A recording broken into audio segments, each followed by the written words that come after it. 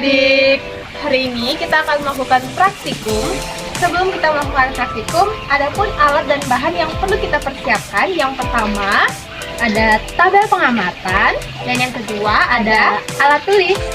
Mari kita melakukan pengamatan di sekitar lingkungan. Ayo ikut kakak.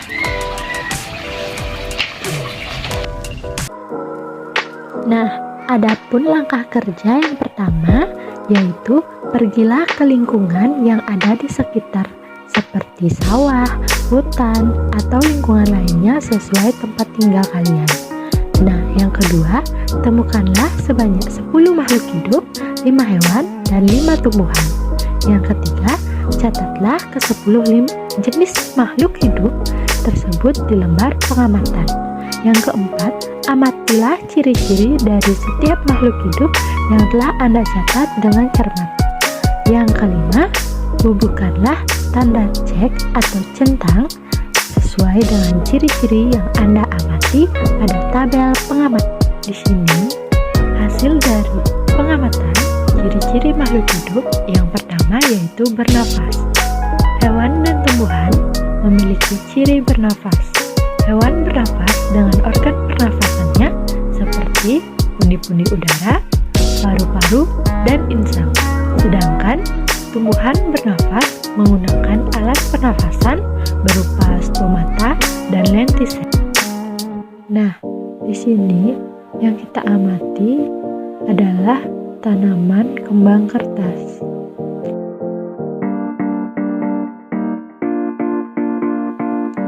Selanjutnya, kita mengamati ikan koi. Nah, ciri-ciri yang dimiliki yaitu bernapas menggunakan insang.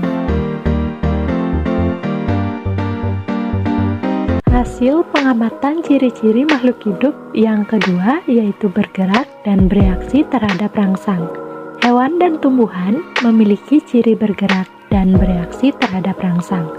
Hewan bergerak menggunakan alat geraknya seperti kaki, sayap, sirip, dan yang lainnya. Dan hewan memiliki kepekaan terhadap rangsangan. Tumbuhan juga bisa bergerak karena ada rangsangan dari luar, misalnya cahaya matahari ataupun dari media pertumbuhannya. Nah, di sini kami juga mengamati ciri-ciri gerak dan peka terhadap rangsang. Yang kami temukan yaitu ada tanaman putri malu.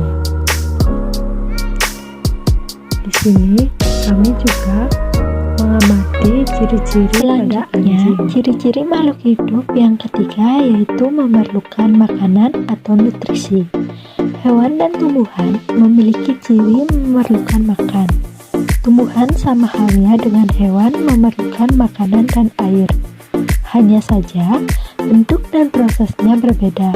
Hewan memakan makanan yang sudah menjadi bahan makanan, sedangkan tumbuhan harus melalui proses fotosintesis, yaitu memasak makanan sendiri dengan bantuan sinar matahari. Selanjutnya, kami mengamati ciri-ciri memerlukan makanan. Tanaman yang kita amati yaitu ketela pohon. Dan hewan yang kami amati yaitu sapi. Selanjutnya, ciri-ciri makhluk hidup yang keempat yaitu tumbuh. Hewan dan tumbuhan memiliki ciri tumbuh. Hewan dan tumbuhan akan mengalami pertumbuhan. Hewan dan tumbuhan yang awalnya kecil akan tumbuh tinggi, besar, dan dewasa. Nah, di sini kami sedang mengamati pertumbuhan tanaman tomat.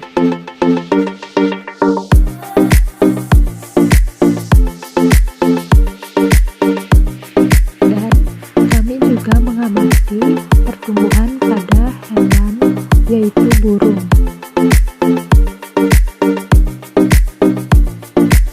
Baik, ciri-ciri makhluk hidup yang kelima yaitu berkembang.